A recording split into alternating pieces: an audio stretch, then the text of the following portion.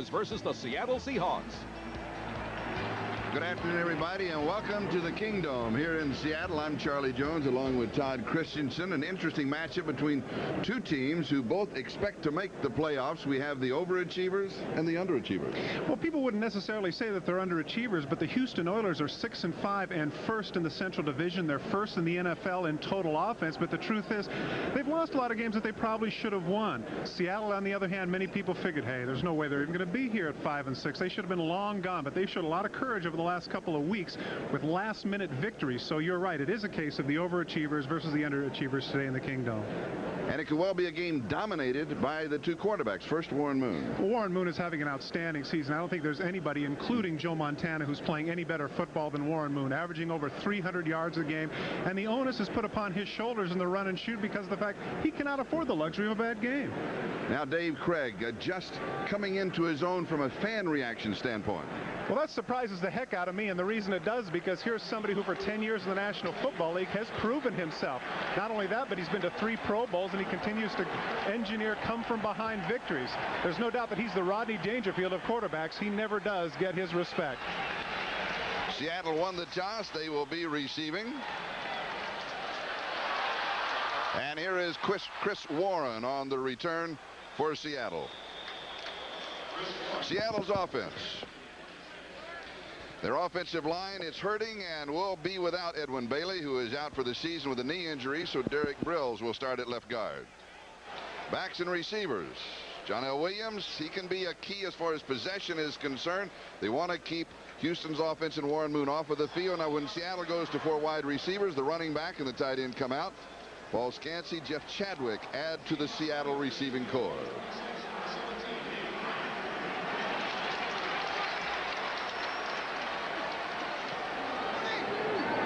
Seattle from their own 26, first down.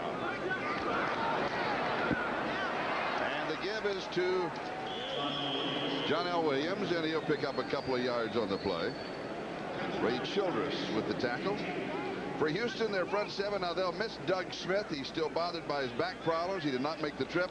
When Houston goes to their dime, 2 linebackers will come out.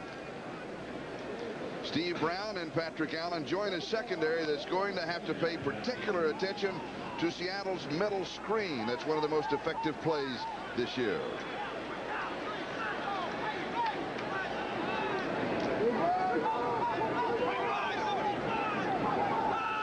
Kane is the motion man, and they give it to the second back, Finner.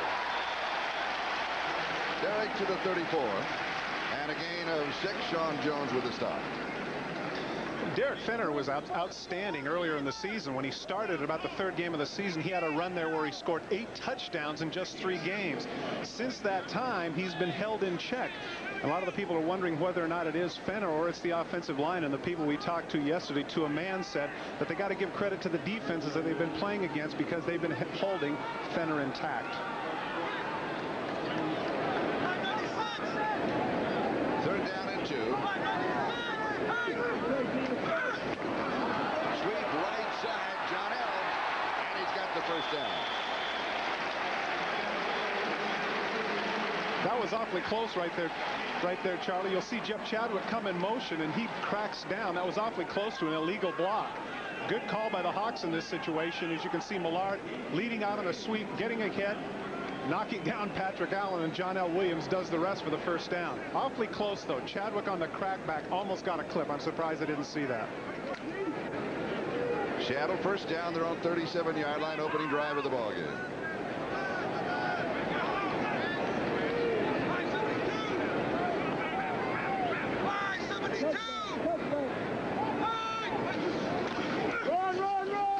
And the second back is Finner. You can hear the defensive call of run, run, run, and he does for 8 yards. Grimsley with the stop. Found a nice hole over the right side behind Brian Millard and Ronnie Lee. Derek Finner's off to a good start. Years ago, Derek Finner, a troubled young man, spent some 44 days in jail. Hence the reason why he has number 44 to remind him of days that were a lot less pleasant.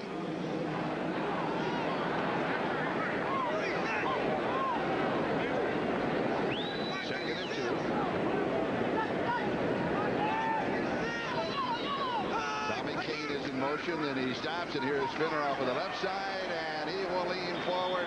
48-yard line, another first down. When we talked with the Seahawks yesterday, particularly Chuck Knox, Charlie, he mentioned the fact that they need to keep the ball away from the Houston Oilers. But he didn't necessarily mean just run the ball, although that's what they've been doing effectively.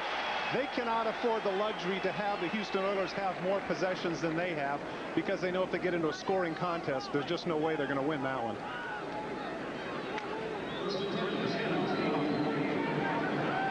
And Chuck said, from a coaching standpoint, there's only two things that can happen: winning and misery.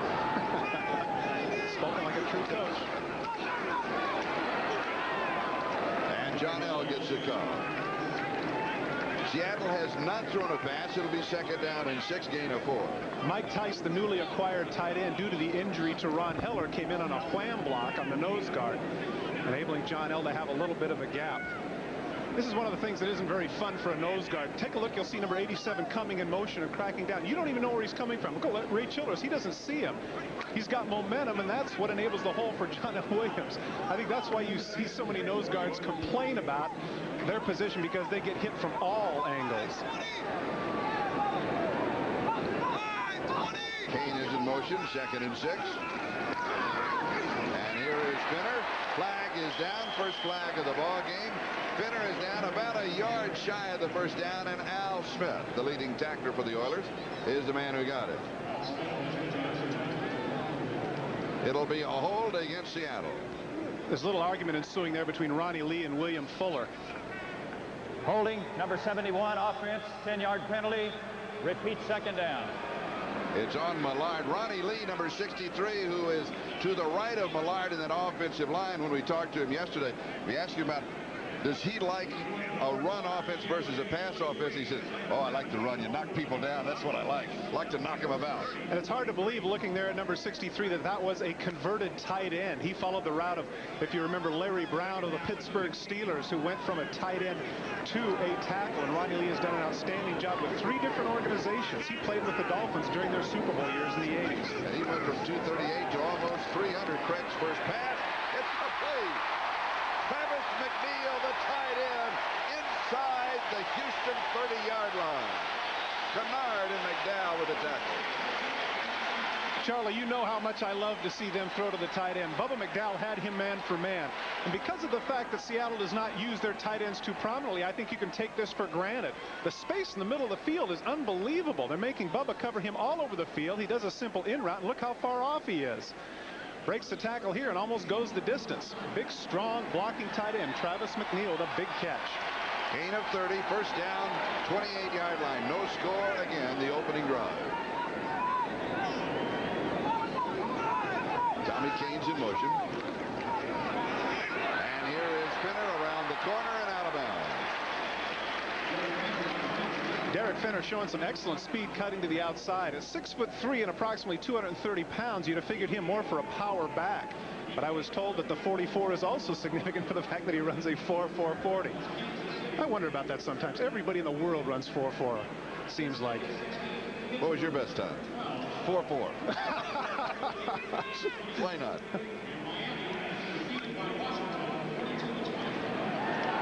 Hawks doing a good job of keeping it on the ground and away from the Oilers. This drive so far has already taken up 6 minutes. And that one pass to the tight end, complete for 30 yards. Kane's in motion, second down. And John L. 21-yard line. Gain of 3, third down and 3. You know, Charlie, Chuck Knox was very candid with us yesterday about the point that he didn't feel that he had the same level of talent personnel-wise as the Houston Oilers. And so they had to beat them in a different direction, and that was to be able to keep the ball away from Houston and negate their strengths. And so far, that's exactly what's happening here. Third down and 3. Those are sharp jackets. I like that red, don't you? Very casual indoors. Would have been nice if the PR man would have given us a couple, huh? But for the Oilers, they go indoors to indoors. Astrodome to the Kingdom. Craig from a shotgun. And it is intercepted. Dishman down the sideline. Craig forces him out. He just took the angle away from him. The one thing the Seahawks cannot afford, and that is the turnover. Chris Dishman does an outstanding job of just reading Dave Craig's eyes. This is what you call a one free.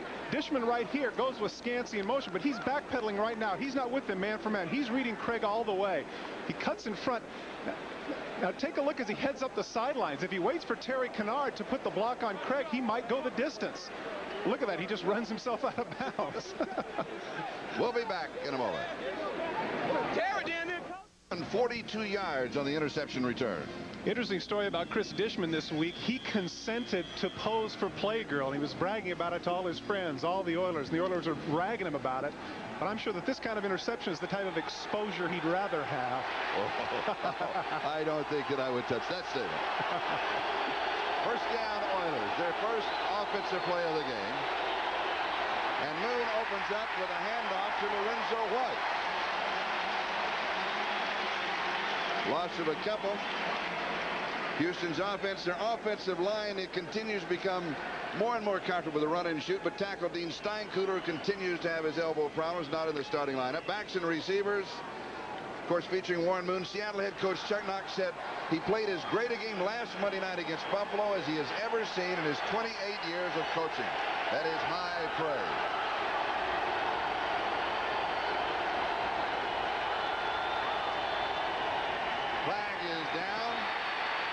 Moon to Gibbons. It is complete. Slips the tackle inside the 30. Leans too close to the 27-yard line, but there was a marker. Drew Hill flexed. When Gibbons was in motion, Drew Hill flexed a little bit, and the official made the right call. They had two people in motion. That play's going to come back.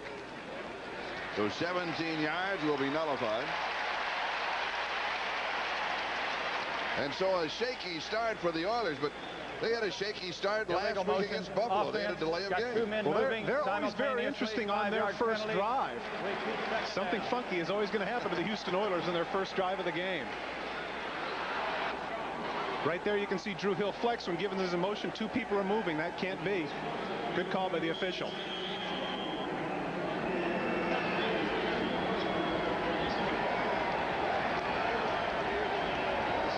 Take a look at those opening drives. They never have to punt. They're never dull. They either turn it over, score a touchdown, or a field goal. Houston Oilers are worth the price of admission on that first drive, Charlie. 2nd and 17. Moon fires drop at the 33-yard line. Gibbons right in his hand. Great throw by Warren Moon. It came a little sooner than Gibbons had anticipated, but still very catchable. This is the problem. This is the problem with the Houston Oilers. They self-destruct. Nobody's been able to stop them. They can only stop themselves. There was a game earlier in the season, I believe it was the Steeler game, where they had 15 drops. Yes. 15 drop passes. Unbelievable. 3rd down and 17. Jack Pardee, the head coach of the Oilers. And they're operating on all cylinders. They're the best ball club in the league. But check out that 3rd down conversion. That is extremely impressive. Anything over 50% is monumental. 52.5, but 3rd and 17 is a tough task. Pressure, screen, bobble, caught Lorenzo White. And White will pick up about 10 yards on the play. And it will be 7 shy of the first down. Rufus Porter makes the tackle. So for the first time this season, the Houston Oilers are going to have to punt on their first series of downs. And if there's one happy person, there is, and that's number 9. Greg Montgomery has the best statistics in the league, but does not have enough kicks. You've got to average 2.5 per game to even make the list.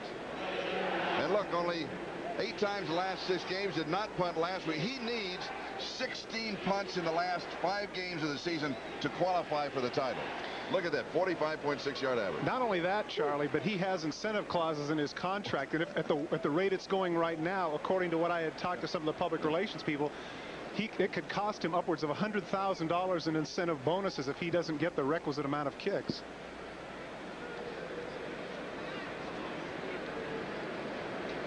The officials can't believe he's out on the field either.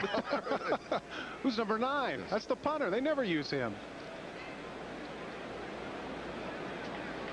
What they may be reviewing is to see if the pass, it ricocheted. Remember the reception by White, where if it hit an ineligible receiver first. Screen pass, you can see right there, White going right out. Does it hit the back? After Certainly further does. review, Hits the back of the David pass Williams. hit an ineligible number 73 in the back. Loss of down. Brings up 4th down. So it just goes as an incomplete pass, loss of down, 4th down, and now Montgomery will have some kicking. Good call by the officials. Yeah, that was. Get it overruled. And I was just going to say, I'm sure Montgomery's happy about that now. Instead of having to angle it out at the 20, now he can just boom it and keep his average up. That's right. You think bonus. Do you have one in your contract with NBC? I have no illusions. Do you have one per word? Big word, double bonus. Unbelievable. Man, oh man. Where's Don Crickey when you need him? Now watch it. He is really a good kicker. Taken at the 11-yard line by Chris Warren. And Warren returns to the 22. 5:49 time remaining first quarter. No score. 41 yards on the kick. That's under his average. And a 10-yard return. We'll be back in a moment. Coverage of the National Football League is brought to you by Honda, maker of fine quality automobiles. Test drive a Honda at your local dealer today. By Panasonic, just slightly ahead of our time. By Miller Lite, with a reminder to please think when you drink this holiday season. And by IBM. Whatever your size, whatever your needs, IBM is working to bring you the best solutions. There you see the punter, Greg Montgomery. Tough day. Had to put that hat on. Got winded. Actually had to come in and do something. Seattle, first down, their own 22-yard line.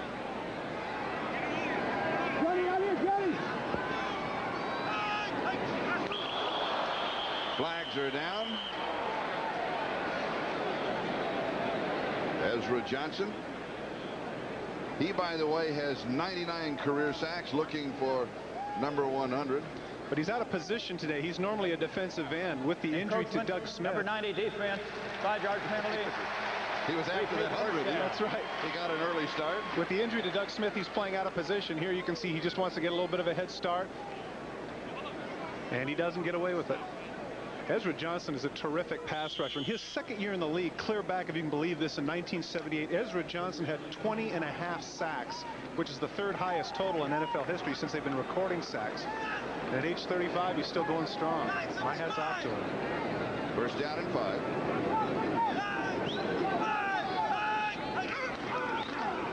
John L. Williams cut off inside. Tried to go out. There wasn't anything there. He came back in, picks up 3 to the 30. These are finals. Cincinnati now, at this moment at least, stands alone atop the Central. Philadelphia losing to Buffalo, and then we'll go on to the other games.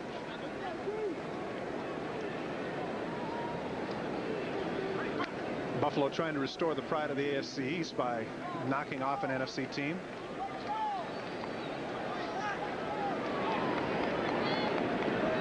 Second down and 2.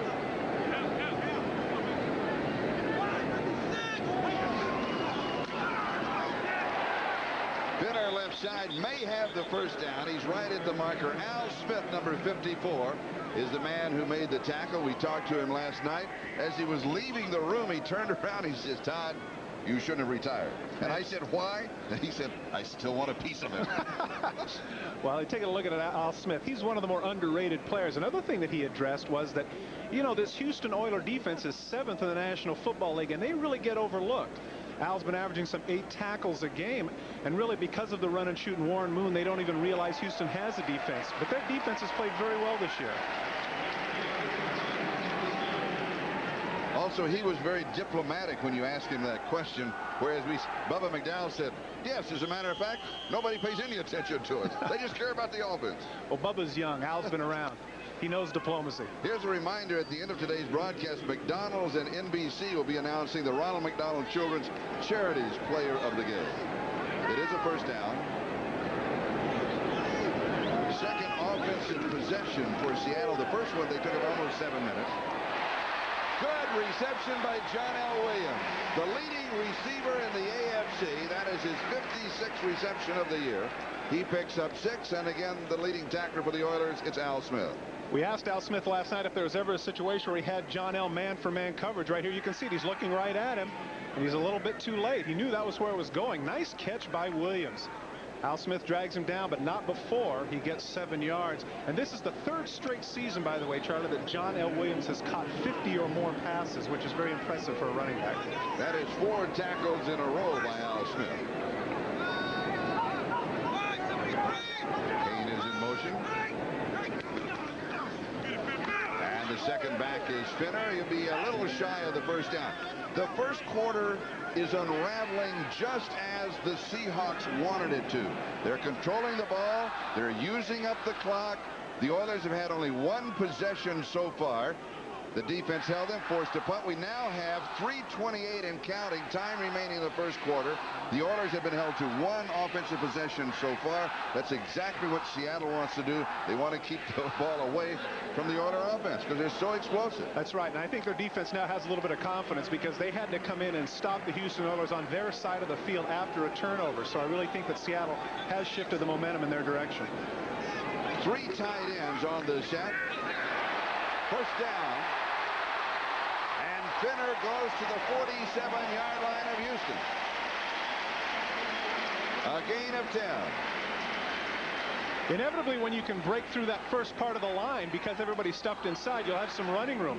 Left side of the line, good job on Sean Jones there by Mike Tice, and there's the opening right there. Al Smith gets cut down.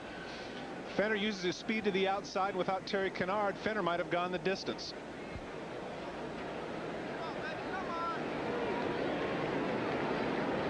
Seven carries, 38 yards. You know, at one time, the Seattle Seahawks had waived Derek Fenner. He was only a 10th round pick a couple of years ago. This is Tice, the wingman, becomes the lead blocker. And the play will pick up about 4. You know, Mike Tice in motion, I thought it was funny when they brought him back. They said, "Are you in shape?" And he says, "Yeah, I've been working out." He says, "I've been putting up Christmas lights." He says, "I'm ready to play football." He told me yesterday, he said, I went to my employer. He said, "My employers," and he said, "May I have a leave of absence?" And they said yes. And I didn't want them to say yes, but they did. Played 9 years in the NFL. And of course, brought back, knows the system here.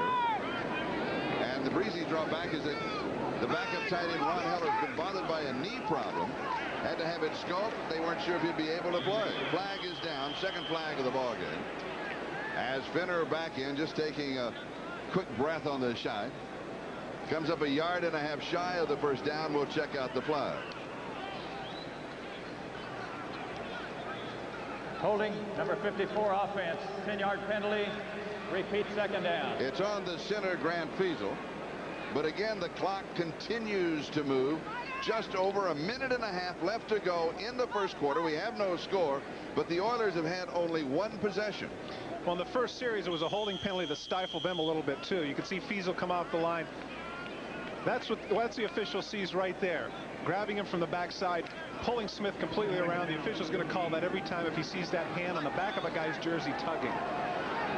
Second down and 15. The ball back at the Seattle 47.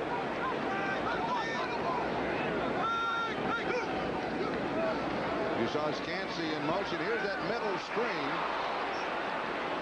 And the Oilers were waiting on Scansey. Chris Dishman had Scansey man for man. As soon as he went in motion, Dishman had him. That was the wrong play call for that. You'll see as Scansey goes in motion. Look, Dishman's right with him, striding right with him, and he's looking. That's all he's looking at is Scansey. Now, when Scansey comes in for the screen, Dishman sees it, and he's right there. 2 big plays so far for Chris Dishman. The interception right here, a catch for very little gain. Chris Dishman had the reputation last year for being somewhat of a dirty player, a la Andre Waters. It seemed like a game wouldn't go by without him getting a personal foul, but he decided this year, under the new coaching of Jack Pardee, that he was going to prove himself as a player and not a tough guy, and I think that's exactly what he's done. Third down and 14. Craig has pressure, steps away, and he'll be dropped. And Sean Jones gets the sack. He now has 8.5 on the year.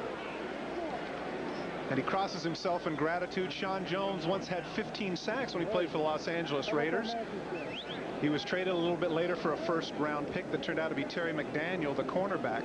But he's done a good job establishing a pass rush for the Houston Oilers. You can see Craig trying to get around, but Sean Jones at 6'7", 260 in those long arms, tough to get away from. The pride of Northeastern University, Sean Jones. works in the off-season as a broker for Merrill Lynch. So there's somebody you're not going to fool at contract time. A final in overtime. Chicago 23, Detroit 17. The countdown to the end of the first quarter. No score here in the Kingdome. We'll be back with the second period in just a moment. And the quarterback's bad green. The Broncos battle the Chiefs next Sunday. Take a look at Jim Eddy, the defensive coordinator for the Houston Oilers. He has set up their situations on first, second, third down, the alignments they've been in and what they have been wanting to do. Defensive coordinators, coaches in general, get caught up in tendencies. I remember when I was playing, they used to give me this computer printout that was at least 3 inches thick, and I threw the whole thing out because all I cared about was what plays I was running. 4th and 21.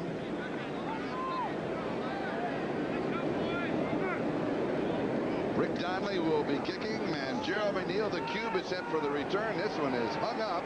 Fair catch is called for and taken at the 31-yard line. As we start the second quarter, we'll step away for a moment, but we'll be back. No score following that kick.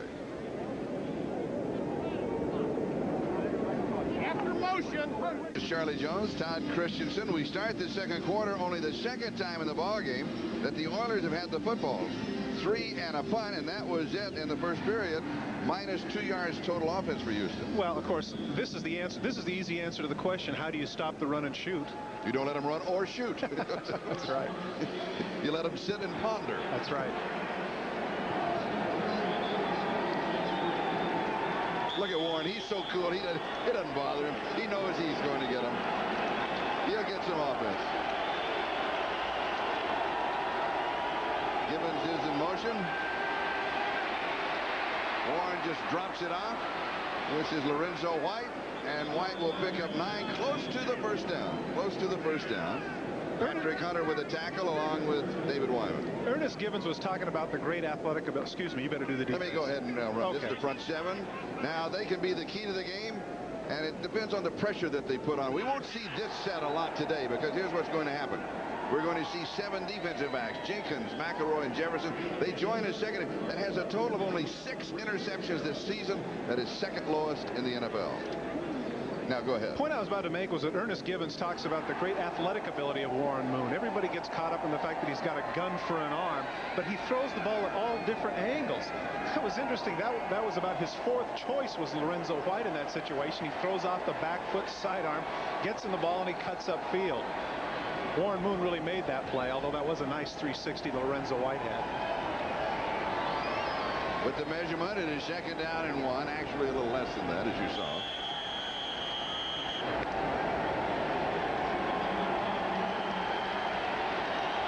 The definition of inches, less than a yard for a first down.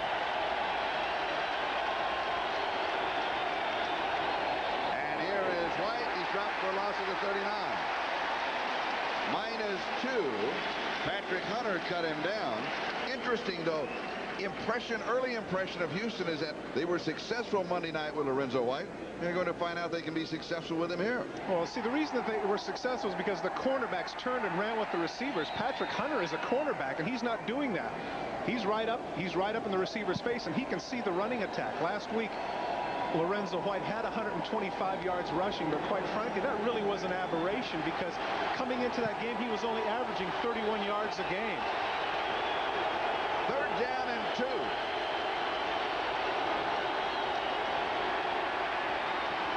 First down. 48-yard line, and a gain of 9 on the play. And now for an update, let's go to New York City, and here's Bob Costas. Bob? Charlie, here's the game winner in overtime at Soldier Field. Jim Harbaugh, 50 yards to Neil Anderson. Earlier in overtime, Eddie Murray of the Lions had missed a 35-yard field goal attempt into the wind. So now with this victory, the Bears are 10-2. They've clinched at least a wild card, and they clinch the NFC Central if Minnesota beats Green Bay tonight. Charles? And here, Bob, you can see the clock ticking away on the Houston Oilers. And that, of course, is what Seattle wants to do. They want that clock to continue on the move. Moon goes deep, and he overthrows his intended receiver. And that was Drew Hill. Let's check the 10-minute ticker. This is the Xerox 10-minute ticker. Cincinnati winning, and that means that Cincinnati, with a record of 7-5, are at this moment atop the Central Division. Buffalo holding off Philadelphia, and a look at the other scores. Chicago, of course, with their win in overtime, they now have qualified for the playoffs.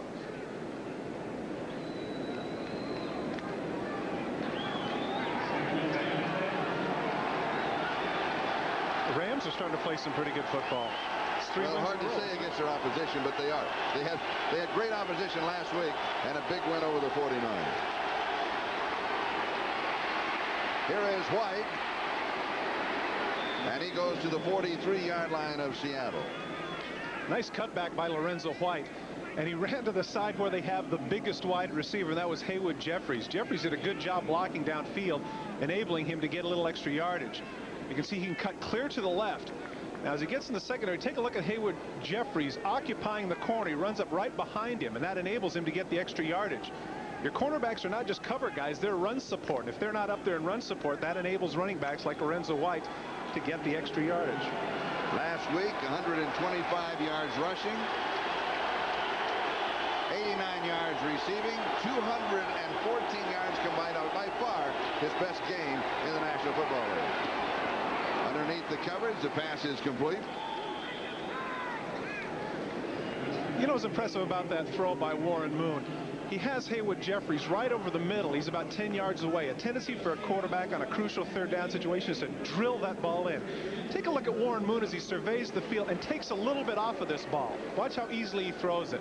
Just flicks it because he knows he's that close. A lot of times you drill that ball and you know you're going to get it in the middle of the field. It's a concussion. The ball will hit your elbows. You think you're going to get hit and you bobble up in the air and becomes incomplete. It's a nice job by Warren Moon taking a little bit off of that pass. First down at the Seattle 39-yard line.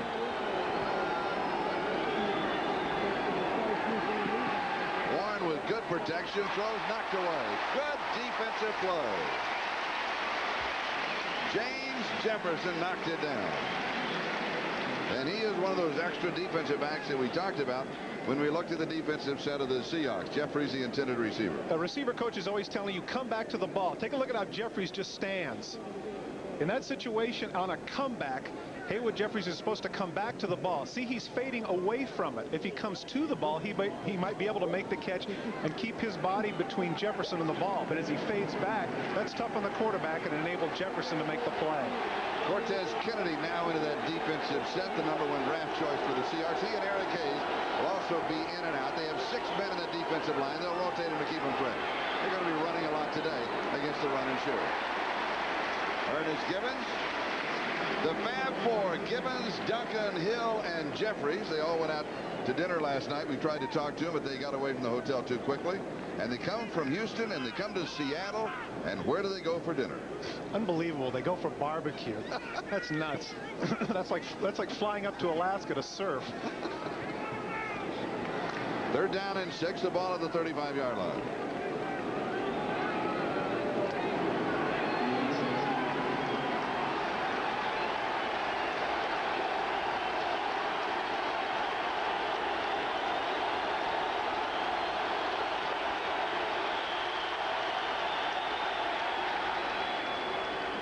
Moon steps away as the Seahawks were changing their defense. Now, did the umpire step in and stop it for a review?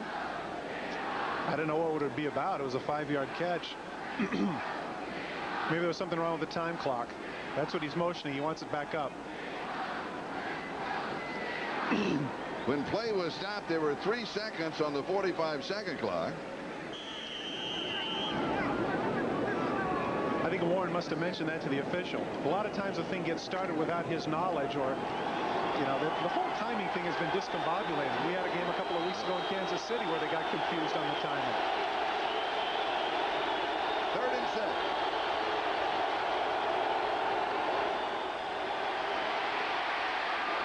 Moon changes his mind 3 times. He goes to Gibbons. Play was dead. Forget the fumble. Already down at the 15-yard line. Ernest Gibbons played his collegiate ball at Louisville. You'll be seeing them on NBC at the Fiesta Bowl. But Moon, he surveys the whole field, and then he can come back. The offensive line is giving him plenty of time. You're right. He pumps how many times? Once, And then he comes across. Nesby Glasgow has him in coverage. Nesby Glasgow is a strong safety. He's used to taking on linebackers and tight ends. This is what the run and shoot does. This is the problem it creates, because you have to get people on their wide receivers that are not normally cover guys. The play before on the third down when Drew Hill made the big catch, he was covered by Robert Blackman, who's a strong safety. He's not a cornerback. Nesby was a teammate of Warren Moon's at Washington when they went to the Rose Bowl and won. But Warren wasn't too sentimental about it. Not at all. There's some pushing and shoving. That's just exactly what you expect. And there is Ernest Gibbons. He might have got his bell rung a little bit. Ernest Gibbons, one of the best after catching the ball. He's very exciting. Another member of the NFL's fastest man competition every year. And remember, we asked him before the Ram game, with Louisville going to the Fiesta Bowl, were they becoming a football powerhouse? He had a strange look on his face. This has been the bugaboo of the Oilers, scoring inside the 20. 2nd and 7 at the 12. And Moon gets it off, and it is incomplete. Are they going to rule in the grass? They are going to rule in the grass. They should. I think they should if they're going to call it. I don't like the in the grass rule. We saw that happen in the Miami-San Diego game yesterday, San Diego State College. Yeah, a big guy like Dan McGuire, 6'8", and of course Warren Moon isn't a small guy. He's 6'3", 212 pounds. This takes away from making big plays. There he ducks underneath. Wyman has him. Okay, I guess technically he does have him in the grass, but I, like you, Charlie, I don't appreciate that rule. 3rd down and 14. During the week that Houston had off, they worked every day on their offense inside the opponent's 20-yard line. As Todd said, this has been a problem area. Sideline pass is complete. This is Tony Jones, the speedster. Fastest man on the ball club, and he will go to the 12. He picks up 7. Dwayne Harper with the tackle. One of the interesting points about that graphic inside the 20 is that in 40 times, not only did they only score touchdowns 19, but there were 12 times that they came out without scoring at all, turning the ball over. Now, Houston started this drive at their own 31-yard line. They, in turn, have used up a lot of the clock, which is exactly what Seattle wants them to do. If they're going to score on you, they want to force the Oilers to use a lot of time on the clock and then end up with 3 and not 7. That's right. Now we get a look at Teddy Garcia replacing the injured Tony Zendejas. And it is good from 29 yards away. And the Oilers lead it 3-0. Gibbons took a left cross. Well, let me tell you something. I broke my jaw one time, and that is not fun at all. Well, I didn't say it was fun. Well, it hurts, I'll tell you. And here is Warren for the 1 to the 10, 15. And he'll return to the 20, maybe the 21-yard line. We'll give him 20 on the return. We'll step away for a moment. Oilers lead it 3-0. 7 minutes and 13 seconds. Time remaining in the first half. Houston, courtesy of a Ted Garcia 29-yard field goal. They are up 3-0. And the Seahawks have the ball.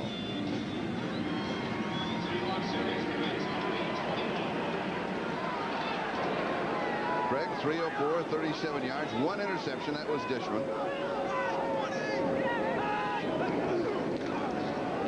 Play action, knocked away, and knocked down by Craig.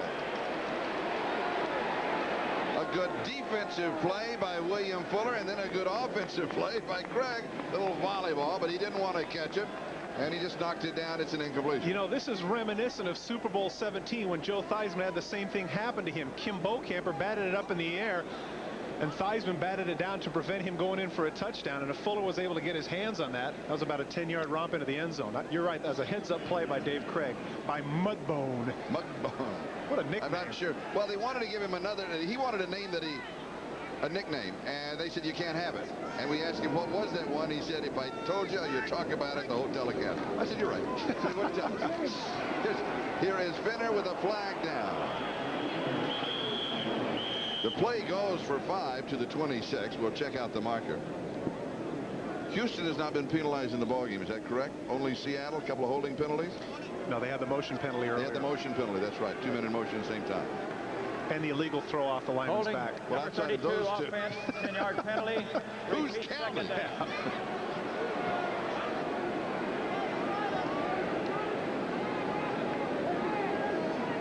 Raiders in front of Denver, San Diego in front of the Jets. Both the Raiders and San Diego think they can make the playoffs. Indianapolis, they don't think they can make the playoffs. They're in front of Phoenix. And New Orleans leading Dallas in a close one. I think they do. Do you? The way Really? George is playing now. You think so? Yeah, I was hearing Do you Bob think they Glasses can? earlier. George has thrown for 500 yards and 5 touchdowns the last 2 weeks, and Dickerson last week ran for over 140 yards. I mean, who knows? That extra wild card, you know, you never know. Well, that's true. That is true. Factor in the extra wild card. Second down and 18. Craig from the shotgun has pressure. Step forward, fires. Flag is down. Scansey wide open up the middle. That looked like a prevent defense to me. Everybody backpedaled into the zone. Scansey runs an in right in the middle. Let's see what the flag is. Twice, Seattle has had a receiver open deep in the middle, 15, 18 yards.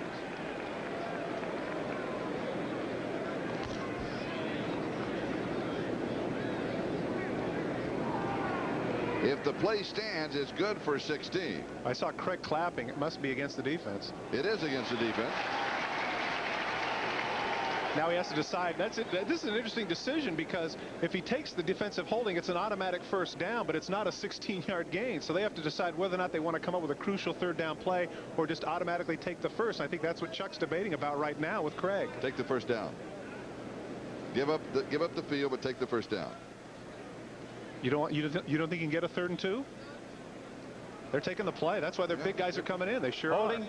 Number 24 defense. Penalty is declined. Brings up 3rd down. I like that. You know the reason I like that is because Chuck Knox is saying to his offense, we're confident that you can get 3rd and 2. You got to build that kind of confidence.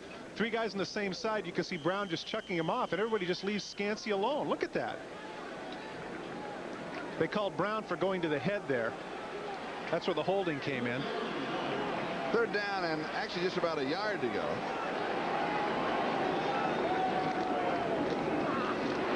First down. Flag is down. John L. Williams picked it up, but there's a marker. Sean Jones is screaming about being held. I think he's going to get his wish.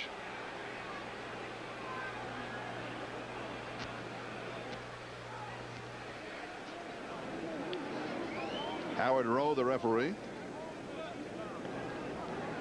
There is no flag. 66, number 66, did report eligible. First down. Andy Heck is number 66, and of course that is a guard's number, interior lineman number, and if you come in as a tight end in that situation, you've got to report.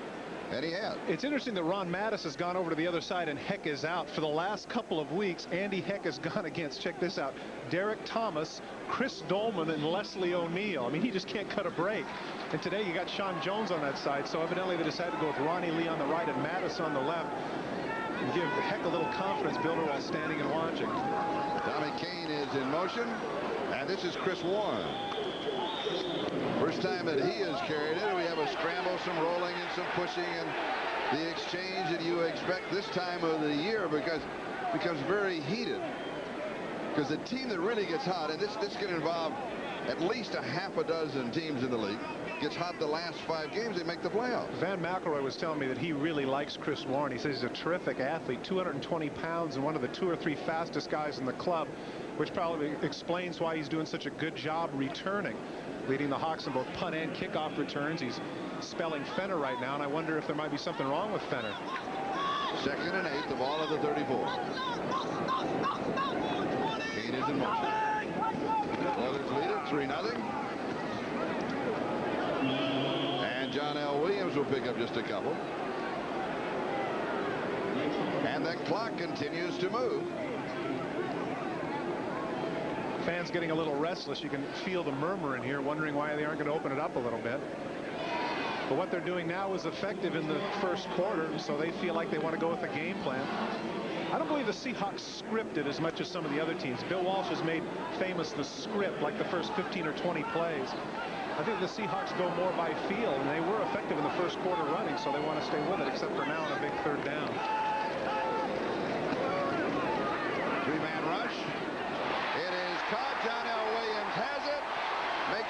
to the outside. Has the first down. Oiler territory, the 48-yard line. It's a very strange play. You saw Ezra Johnson chasing after him. You'll have a spy in this situation, a defensive lineman who will back up. Now take a look. They have him right there, and he blocks off Leander Knight. He actually got in the way of Leander Knight, so Williams was able to use him as a pick and get up the field. As we mentioned at the top, John L. Williams leading the AFC in receptions. And he picks up 17 in the first down. And we're moving on the 4-minute mark. Time remaining in a very quick first down. Little play action fake. Craig throws open over the middle. Is Travis McNeil, the tight end. Third time in the ball game that they have hit somebody deep over the middle. And Al Smith is down. He took a pretty good lick from McNeil there. And we have an injury timeout that stops the clock. 3:42 left to go in the first half. The score is Houston 3 and Seattle nothing. We'll be back in the Kingdome in just a moment. NBC Sports coverage of the National Football League is brought to you by Mazda Cars and Trucks. Mazda, it just feels right. By Budweiser, the king of beers. With that clean, crisp, bold taste, nothing beats a Bud. By Nike, who reminds you to just do it. And by Castrol GTX, engineered for today's smaller cars. As we come back to the Kingdome, 3:42 is the time remaining in the first half. Al Smith had been administered to, and he's all right. That's good, too, because Al Smith had about 6 or 7 tackles in the second quarter alone. He's been all over that field. 6 officially. Second down and 1.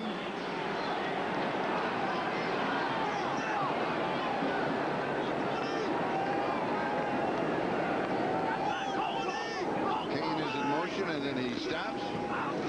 And the give is to John L., and he picks up the first down. Picks up 4 to the 35, first and 10. Houston leading 3-0. Moving on the 3-minute mark, time remaining first half. John L. Williams is one of those consistent players. Has a little Lou Gehrig in him. I mean, kind of an iron horse thing. The guy's there every single time, getting things done, making the catch, making the run. Good blocker. Did a terrific job blocking for Kurt Warner when Kurt Warner was the focus of the offense. He'll do whatever it takes to win.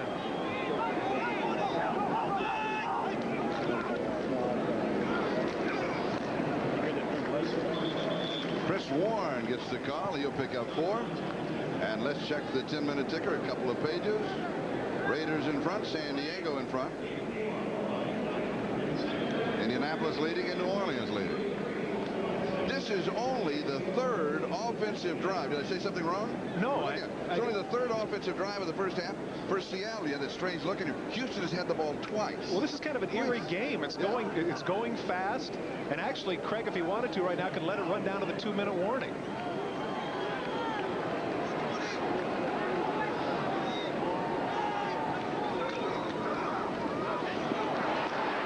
And here is 1. He's going to pick up a yard. That's about it. 2 give him. And speaking of 2, there is the 2-minute warning given to both benches. We'll take a timeout. And we'll be back to the Astrodome in just a moment. Astrodome? No, the Kingdome. Okay. 2 minutes to go in the first half. Offensive plays. Seattle has run 38. Houston has run 14. Houston again has had the ball only twice. First time they had it, 3 and out. Second time they put together a long drive that ended up with a 29-yard field goal by Teddy Garcia. That has been the only scoring in the ballgame. And here it is 3rd down and 4 for Seattle at the 29-yard line of Houston.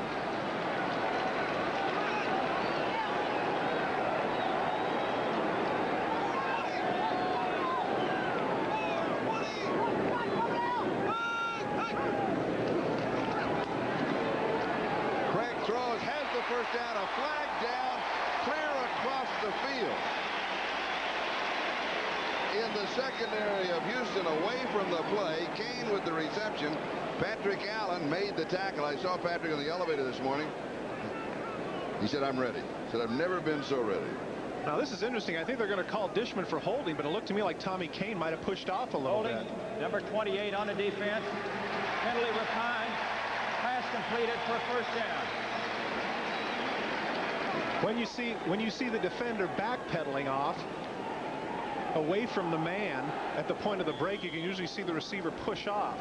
We're not going to be able to see it here. We're just going to see the gap right there. Kane has it. Big first down for the Hawks. At the 18-yard line of Houston, first down. And Chris Warren will give him a yard to the 17, so that means in the first half, Houston has picked up 156 yards. 156 yards total offense to 66 for Houston. Not quite 3-1, but almost. Excuse me, Seattle 156, Houston 62. Well, again, you know, what counts is on the scoreboard. Last play there, Lamar Lathan is in for Al Smith. Al Smith has a pinched nerve on his neck that they're going to evaluate at halftime, and he made a nice play there. Rookie first rounder from the University of Houston. Expecting a lot from him. Tommy Kane is in motion, 2nd and 9. John L. slips a tackle. Nice move. 13-yard line, gain of 4. You watch the clock tick down, and of course the Seahawks are not in any hurry at all. They have third down now, and they have all 3 of their timeouts. They know that inside the 15-yard line where they are, they can afford the luxury of letting it run. Craig's in no big hurry. If they get the first down here, then they'll use their timeouts.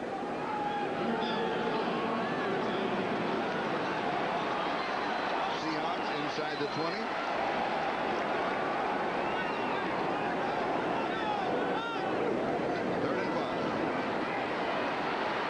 Craig's throwing this one away. Flag is down at the 3-yard line. I think they're going to catch Dishman for holding again. That's what Craig is motioning. Blades was in the vicinity. Craig, in reality, he was throwing that one away. Now, what's interesting about this, Charlie, is that once again, what about the concept of a catchable ball? Does that come into play here? Because obviously that was not a catchable ball, as you say. Craig just threw it away. Holding, defense, number 23, 5-yard penalty, automatic first down. That's a holding call, not a pass interference call. Well, Dishman is also complaining about the fact that he thought the ball might have been tipped, but I don't think it was. I think Craig just threw the thing away. Yeah, he was throwing it away. But the holding took place before he threw the ball away. That's the reason the holding call has nothing to do with the uncatchable pass, whereas the pass interference does. See right here, as Craig gets rid of it. No way that was tipped. He just threw it away. 8-yard line, first down and goal to go. 34 seconds left now in the first half. Right up the middle to the 1-yard line, John L. Williams. We've got a timeout. Oilers lead it 3-0, and the Seahawks are on the doorstep.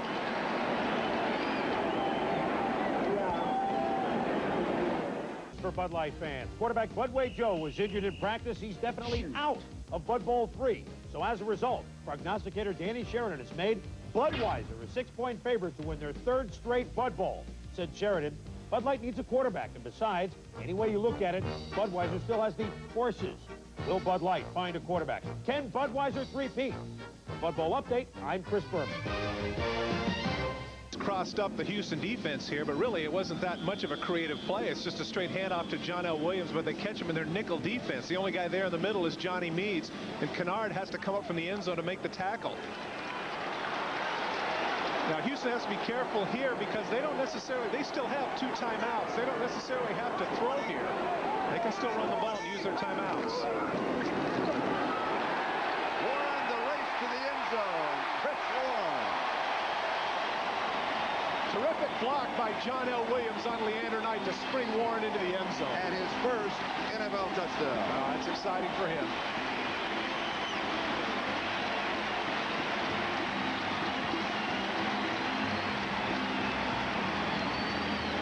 Terrific drive by the Seahawks. Straight sweep right here, coming out. Nice block on that. Now watch number 32 finish the job. John L. Williams pushing Leander Knight down.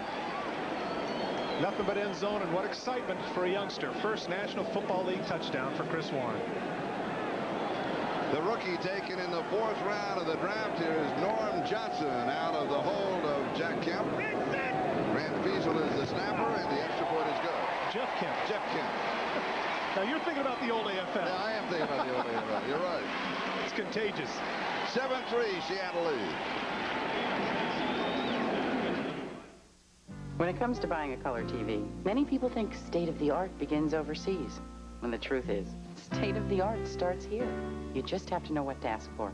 Ask for the only TVs with a great picture and 4 ways to enjoy stereo sound, like Bose and Dolby Surround. Ask for picture-in-picture with triple flashback. Ask for the hottest ideas in home theater. Ask to see a Zenith. For true innovation in television, quality never looked more like a Zenith.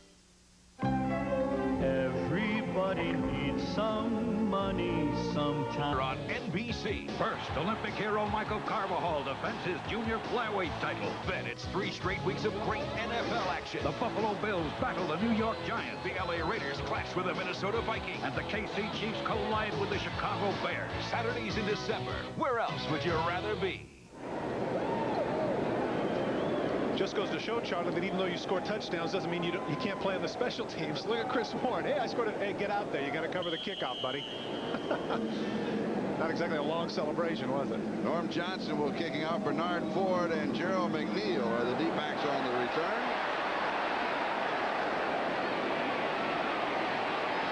And here is McNeil to the sideline. Stops the clock with 19 seconds left in the first half. Nice job on the left side of the line by Andy Heck at left end and Mattis. Take a look at 96. You'll see Sean Jones, who's in the end zone pursuing. When the defensive lineman is in the end zone, that means the offensive line is doing the job, pushing them off, enabling Chris Warren to get in the end zone. So Houston from their own 20, a first down. And there is the touchdown scoring rookie.